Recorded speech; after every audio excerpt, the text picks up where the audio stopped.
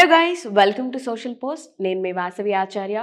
ఈరోజు మనతో founder and CEO realtor oxygen and Nandi Rameshwar Rao గారు మనతో ఉన్నారు. సో హైదరాబాద్లో లేటెస్ట్ ట్రెండ్ ఒకటి ట్రెండ్ అవుతోంది. బట్ అది ఏంటి, ఎలా జరిగింది, ఎప్పుడు జరిగింది అని సార్ని అడిగి డీటెయిల్స్ తీసుకుందాం. హాయ్ సార్, ఎలా ఉన్నారు? Top of the world. Sir, హైదరాబాద్లో మోస్ట్ ట్రెండింగ్ టాపిక్ రీసెంట్గా చాలా ట్రెండ్ అవుతుంది, 177 కోట్లు. ఏంటి సార్ అసలు ఆ ఫిగర్ ఏంటి? మీరు ఎక్కడో ఉన్నారు అసలు. 177కి ఎక్కువ అంటారు. బాంబేలో మన 840 కోట్లు ఎకరం అమ్మారు. 840 crores per acre. సో మనది దానికి పోల్చుకుంటే చాలా తక్కువ, బట్ మన లోకల్లో పోల్చుకుంటే ఎక్కువ. రియల్ ఎస్టేట్ అనేది నేను చాలాసార్లు చెప్పాను, తిండి బట్ట గూడు అంటే 33% మన కంట్రిబ్యూషన్. ఆ విధంగా చూసుకుంటే ఒకప్పుడు మనకి ఫార్మాసిటీ అండ్ మొదట్లో అగ్రికల్చర్ మీద బతికేవాళ్ళం. మన చిన్నప్పుడు మన గ్రాండ్ ఫాదర్ ఉన్నాడు, మ్యాక్సిమం ఇన్కమ్ అగ్రికల్చర్ మీద వచ్చేది.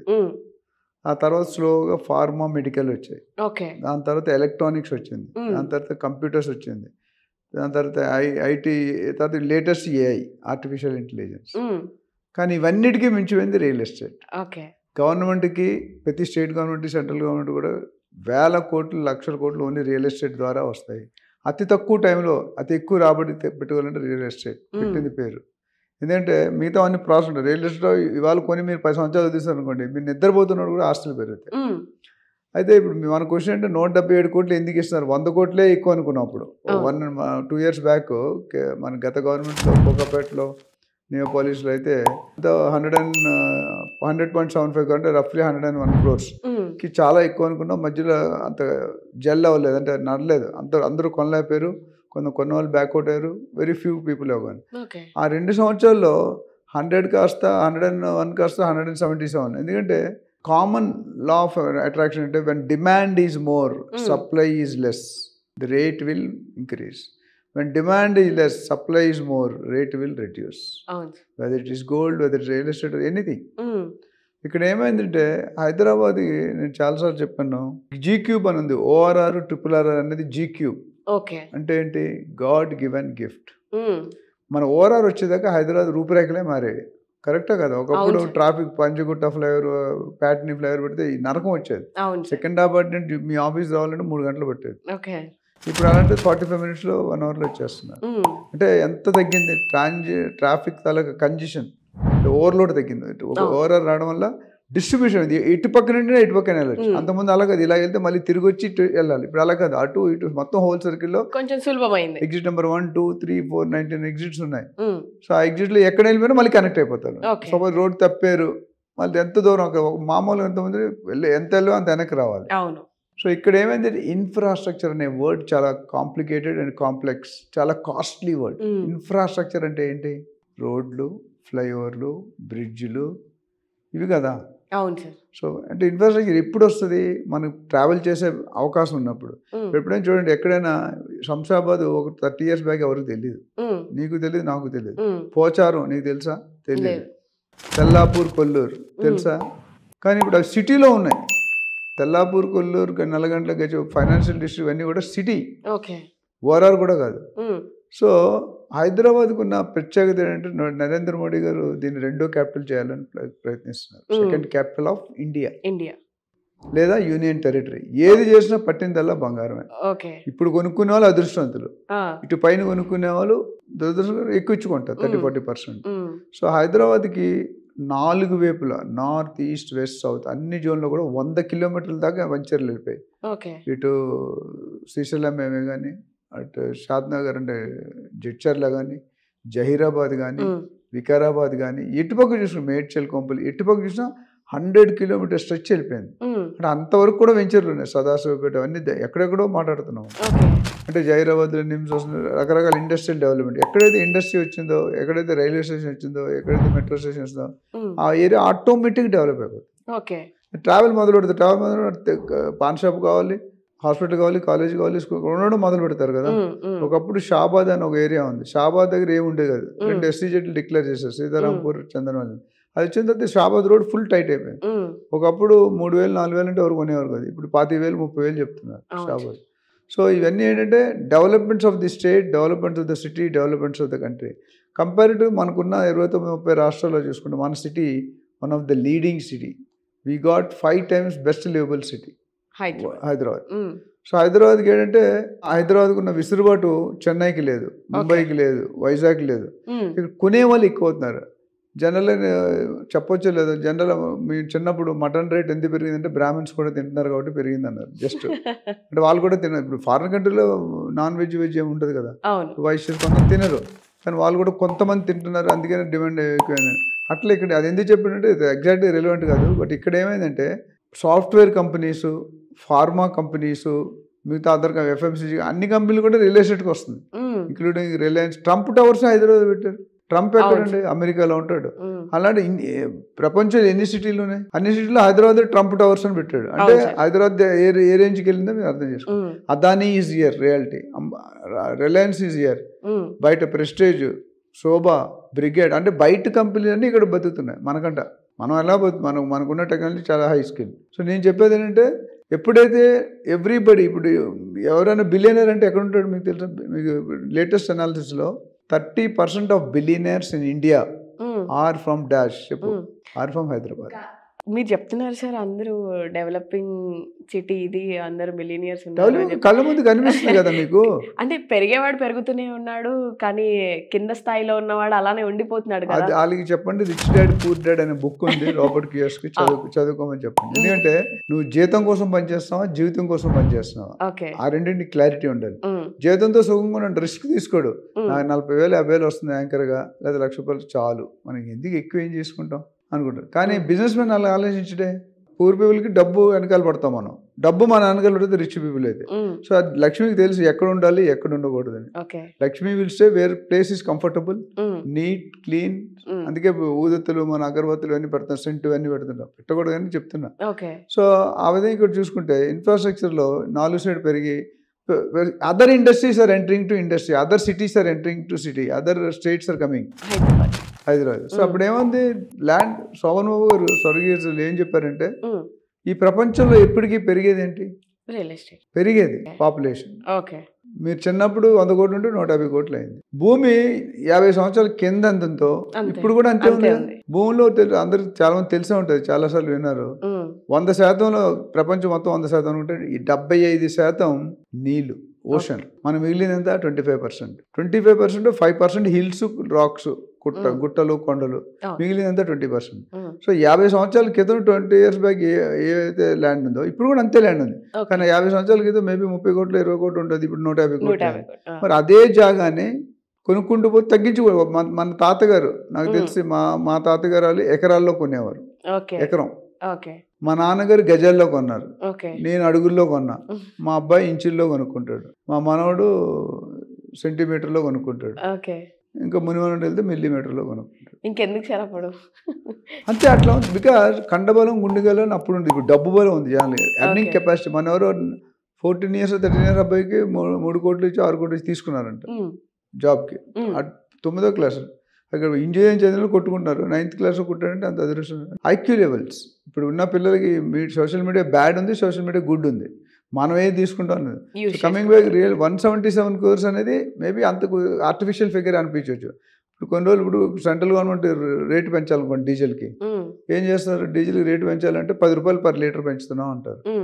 అపోజిషన్ ఏం చేస్తారా, అలా చేస్తావు, నథింగ్. ఏంటి ఎంత పెంచాలి? ₹5 పెంచండి. వీళ్ళ మైండ్లో ఉన్నది ₹5, కానీ ₹10 పెంచారు. ఎలా అడుగుతారు? మనం తగ్గి, వాడికి మర్యాద ఇవ్వాలి, మనకి మర్యాద. అట్లా ఇప్పుడు 177 ఇప్పుడు ఎక్కువ ఉంది. ఎప్పుడైనా పెట్రోల్ రేటు పెడితే మనం ఏం చేస్తాం? రోడ్డు మీద సైకిల్ తీసుకెళ్తాం, కార్లు అన్నేసి. ఎన్ని రోజులు తీసుకెళ్తాం? 1 week తీసుకెళ్తాం. తర్వాత మళ్ళీ కుక్కతాకు లాగి పట్టుకుని తినకుండా అలా బ్యాక్ టు పెవిలియన్. ఇక్కడ రేట్ అనేది 177. ఇక్కడ MSN Pharma అనే కంపెనీకి ఉన్నది. అంటే 177 crores అంటే ఇట్స్ నాట్ ఏ జోక్. 7+ ఎకరాలు, 7.16 7.16 acres అది కొన్నదంటే చాలా big income to the government. కానీ ఇక్కడ కొనే వాళ్ళకి కొద్దిగా బాధ అనిపిస్తుంది.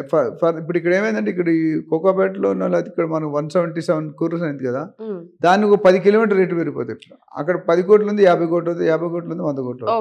ఫార్ములా ఉంది మ్యాథమెటిక్స్ లో. సో 2 × 2 = 4 అని ఆటోమేటిక్ అందరికీ తెలుసు. ఇక్కడ ఏమైంది, 107 అంటే ఇది బెంచ్ మార్క్ అయిపోయింది. బెంచ్ మార్క్ ఎందుకు ఏంటంటే కొనే వాళ్ళు ఎక్కువ అయిపోతున్నారు. రేట్ ఎక్కువైనా కొంటాడంటే ఆయనకి ఏదో ప్లాన్, మాస్టర్ ప్లాన్ ఉంటుంది. 177 కోట్లు అంటే అసలు ఎంత కడతాడు, ఎంత ఇప్పుడు అంటే 50,000 అమ్మాలి స్క్వేర్ ఫీట్, అదే 40,000 అమ్మాలి, ఈ 20,000 అమ్ముకోవడానికి కొట్టుకుంటున్నారు హైదరాబాద్. సో 20,000 25,000 ఎక్కడ. ఇప్పుడు డెఫినెట్గా no builder can do a charity business, no agent can do a charity, no channel can do a charity business. అవునా? సో వీళ్ళు చేయలేరు కాబట్టి ఇప్పుడు వాళ్ళ కాస్ట్ ఆఫ్ కన్స్ట్రక్షన్ మీద 20% 30% ప్రాఫిట్ తీసుకుంటారు. సో క్వాలిటీ ఉన్నాడు, క్వాంటిటీ ఉన్నాడు, క్వాంటిటీ లెవెల్ క్వాలిటీ ఉన్నాడు డిఫరెంట్గా సర్వ్ అవుతుంది. మన కరోనా టైంలో కానీ ఈవెన్ మన కొత్త గవర్నమెంట్ వచ్చి 1.5 2 years అయిపోతుంది, 20 months 22 months ఎవరు మూసేయలేదే కంపెనీలు. చిన్న వాళ్ళందరూ మూసారు, అగ్గిపెట్టి డబ్బాల చిన్న అన్నీ మూసారు. స్టాండర్డ్ కంపెనీస్ ఎవ్వరూ మూయలేదు. అండ్ లాస్ట్ 18-20 months రేట్లు అనేది ఎక్కడ పెరగలేదు, హార్డ్లీ 1 or 2 కంపెనీస్ పెరిగాయి. ఎందుకంటే ఆ హోల్డింగ్ కెపాసిటీ ఉంది మన వాళ్ళకి. మన దగ్గర ఉన్న టెక్నాలజీ, మన దగ్గర ఉన్న లేటెస్ట్ మైవాన్ టెక్నాలజీ కానీ, ఐజీబీసీ రేటింగ్ కానీ, ఇవన్నీ బిల్డింగ్ గ్రేడింగ్ ఉంటుంది. సో అలాంటి టెక్నాలజీ ఇచ్చే మన మొత్తం ప్రపంచంలోనే ఇప్పుడు న్యూజెర్సీ, న్యూయార్క్, సౌత్ కొరియా నుండి వచ్చిన వాళ్ళు ఇది నథింగ్ లెస్ దెన్ న్యూజెర్సీ అని చెప్తున్నాను ఫైనాన్షియల్ డిస్ట్రిక్ట్ చూసి. So we have that, we have establish that benchmark. Hyderabad is best city, one of the best living city, cheapest living city. Vizag costlier than Hyderabad. మీకు తెలుసా cost? Vizag is not a capital, but నేను వైజాగ్లో పుట్టి పెరిగాను కూడా నాకు తెలుసు. వైజాగ్లో కాస్ట్ ఇక్కడికి మనమే చీపు. బెంగళూరుకి వెళ్తే ఒక అద్దె ఇల్లుకి ఫ్లాట్ తీసుకుంటే 1 year అడ్వాన్స్ ఇవ్వాలి, మనం 2 months ఇస్తే ఎక్కువ. ఇక్కడ కొంతమంది 1 monthకి ఇస్తారు. అంటే ఏ విధంగా చూసుకున్నా ఇప్పుడు మనం Hyderabad highest rate 25,000 per square feet. ఇది మంచి కేబీఆర్ పార్క్ బిల్డింగ్, జూబ్లీస్. అది దూరంగా వెళ్తే 15,000, కోకాపేటలో 15,000 అమ్ముతున్నారు. అక్కడ అంతమంది 5,000 కూడా ఎవరు కొన్నారు.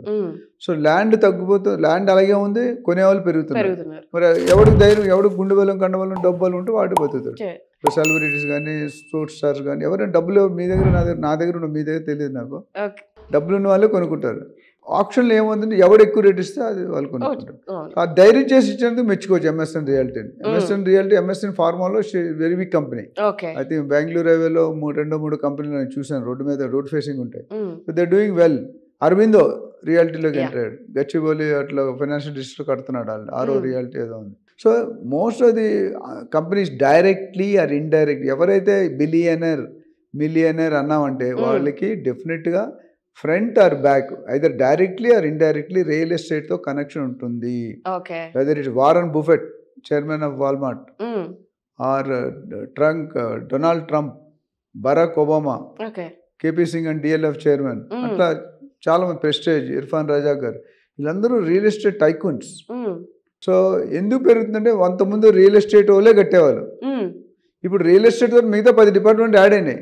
ఇప్పుడు నీకు డబ్బు హమ్ కిసీసే కమ్ నహి, నేను ఎవరికి తీసుకోను. సో నువ్వు 10 రూపాయలు కొంటే నేను 15 రూపాయలు కొంటాను, నేను 20 రూపాయలు కొంటాను, 20 అలా పెంచుకుంటూ పోయారు. ఇది డెఫినెట్గా ఆర్టిఫిషియల్ అయిపోయాయి. అంత నిల్చోడానికి కొద్ది టైం పడుతుంది సార్. ఇప్పుడు గ్లాస్ జార్లో కెమిస్ట్రీలో ఉండేదండి, పెద్ద రాళ్ళు వేస్తాం, చిన్న కంకర వేస్తాం, కాబట్టి ఇంకా చిన్న కంకర వేస్తాం, తర్వాత ఇసుక వేస్తాం, వేస్తే 4 levels వస్తాయి. సో ఇప్పుడు ఇక్కడ పైన ఉన్నాం, అది సెటిల్ అవ్వడానికి కొద్దిగా టైం పడుతుంది, ఈ డైజెస్ట్ కావడానికి.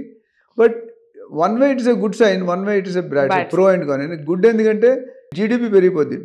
ఇప్పుడు ఇంత రేట్లు పెట్టి కొనాలంటే డబ్బులు ఉండాలి, డబ్బులు ఉండాలంటే మంచి ఎంప్లాయ్మెంట్, మంచి ఇండస్ట్రీస్ ఉండాలి. ఇప్పుడు కోకాపేట మొత్తం చూసుకుంటే ఇండస్ట్రీస్ ఎక్కువ వస్తున్నాయి, రెసిడెన్షియల్ కంటే ఇండస్ట్రీ, SEZs కానీ, స్పెషల్ ఎకనామిక్ జోన్స్ కానీ, ఇండస్ట్రీ కానీ, ఐటీ కారిడార్ కానీ, ఎంత 50 లక్షల మంది ఉన్నారు. 50 లక్షల మంది ఐటీ ఎంప్లాయీస్లో 10 లక్షల మంది హైదరాబాద్, 10 లక్షల మంది బెంగళూరు, మిగతా 30 లక్షల మంది ఎంటైర్ ఇండియా. అంటే 20% ఐటీ మనమే కంట్రిబ్యూట్ చేస్తాం. ఇప్పుడు బెంగళూరు కూడా ఆల్మోస్ట్ బీట్ చేస్తాం. సో అది ఇంపార్టెంట్. ఇప్పుడు ఈ 10 లక్షల్లో 3 లక్షల మంది ఈస్ట్ నుండి వెస్ట్కి ట్రావెల్ చేస్తున్నారు. సో ఒక ఈస్ట్ 4 సిటీ అవన్నీ డెవలప్ అయిన, విజయవాడ అటువంటి ఈ 3 లక్షల మంది అక్కడ ఫిట్ అవుతారు. సో ఓవరాల్ ఏంటంటే demand is going, the only reason infrastructure, the policies of the government. డెఫినెట్గా అప్ అండ్ డౌన్ ఉంటుంది, ఏ బిజినెస్ కైనా అప్ అండ్ డౌన్. అన్ని ఛానళ్ళు, అన్ని కంపెనీలు ఒకేసారి అలా పెరుగుతుండవు.